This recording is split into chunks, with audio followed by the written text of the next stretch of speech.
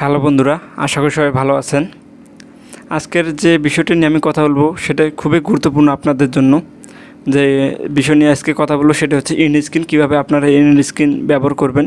R in screen ব্যবহার করার ফলে আপনাদের কী হবে সেটা আমি ভিডিওর মাঝে আপনাদেরকে বলে দেব। তা চলুন আমরা সর্বপ্রথম আমরা ইন স্ক্রিনটি ব্যবহার করি।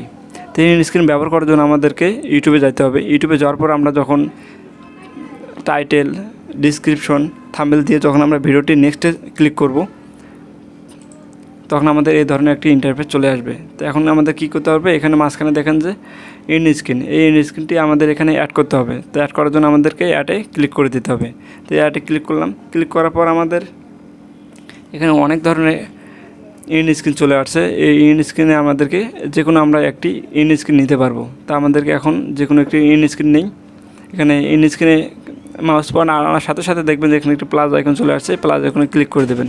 প্লাস আইকনে ক্লিক করার পর এখানে দেখুন যে আমাদের অটোমেটিক একটি ভিডিও নিয়ে নিয়েছে, যেখানে যে চ্যানেল ভিডিওর যে ভিউয়ার সবচেয়ে বেশি, আর আমাদের এখানে লোগোটি নিয়ে নিচ্ছে। এখন আমাদেরকে এখন যে কোনো একটি প্লেলিস্ট অ্যাড করে দিতে হবে।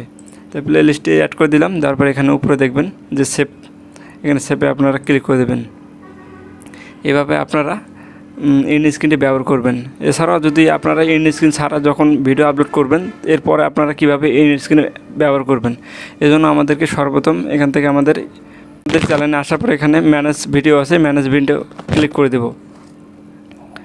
ক্লিক করার পরে এখানে আমাদের চ্যানেলে যত ভিডিও আছে সব ভিডিও আমরা এখানে দেখতে পারবো, এবং যে ভিডিওতে আমাদের ইন স্ক্রিনটি ব্যবহার করেন সেই ভিডিওটি আমরা নিব। নেওয়ার পরে এখানে আমাদেরকে দেখবেন যে এখানে পিন একটা যে কলম যে দেখা আছে, এই আইকনটিতে আমরা ক্লিক করে দেব।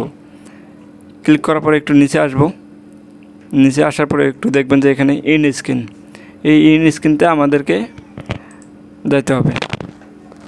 এখানে যাওয়ার পরে এখানে দেখবেন যে আবারও একই ধরনের যে ইন স্ক্রিনগুলো আছে এগুলো আপনাদের এখানে শো করাচ্ছে যে আমরা ভিডিওতে আমরা কোন ধরনের আমরা ইন স্ক্রিনটি ব্যবহার করতে পারবো। তা আমি এটা ব্যবহার করি ইন স্ক্রিন। এখানে প্লাস আইকন আছে, প্লাস আইকনে আবারও ক্লিক করে দিলাম। ক্লিক করার পর এখানে দেখুন যে হয়ে গেছে। এখানে তারপর উপরে দেখুন যে সেভ চলে আসছে আমার। এখানে সেভে ক্লিক করে দেন। সেভে ক্লিক করে দিলে আমাদের অ্যাড হয়ে গেল। ইন স্ক্রিন ব্যবহার করার ফলে আপনাদের ভিডিওগুলো অনেক র্যাঙ্ক করাবে অনেক তাড়াতাড়ি। এই জন্য আমাদেরকে ইন স্ক্রিন ব্যবহার করা হয়।